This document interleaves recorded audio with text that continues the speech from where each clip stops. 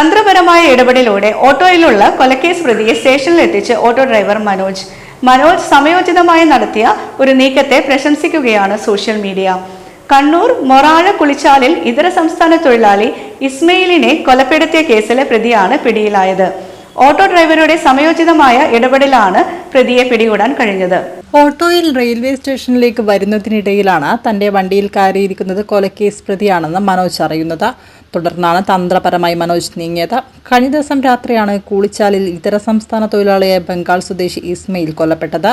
സുഹൃത്തായ ബംഗാൾ സ്വദേശി സുജോയ് ദോയിയാണ് പ്രതി. കൊലയ്ക്ക് ശേഷം മനോജിന്റെ ഓട്ടോയിലാണ് പ്രതി കണ്ണൂർ റെയിൽവേ സ്റ്റേഷനിലേക്ക് യാത്ര പുറപ്പെട്ടത്. സുജയ് പ്രതിയാണെന്ന കാര്യം മനോജിന് അറിയില്ലായിരുന്നു. വളപട്ടണം എത്തിയപ്പോഴാണ് കൊലപാതകത്തിന്റെ വിവരം കൂട്ടുകാർ മനോജിനെ ഫോണിൽ വിളിച്ചറിയിക്കുന്നത്. പ്രതി വണ്ടിയിലെ യാത്രക്കാരനാണെന്ന് മനസ്സിലാക്കിയ മനോജ് വളപട്ടണം പോലീസ് സ്റ്റേഷനിലേക്ക് എത്തിക്കുകയായിരുന്നു.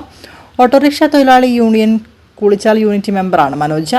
മുൻപ് മുംബൈയിൽ ജോലി ചെയ്തിരുന്നതിനാൽ മനോജിന് ഹിന്ദി അറിയാമായിരുന്നു.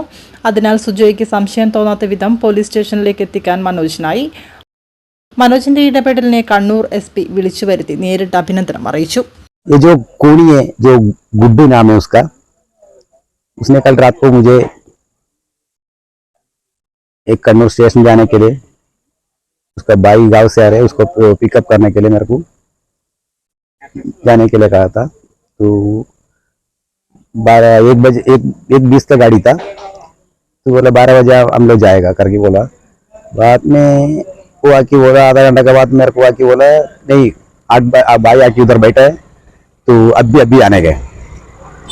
मैं सोचा चलो ठीक है, जाएगा 1-2 किलोमीटर जाने के बाद उधर का जो आदमी एक जो है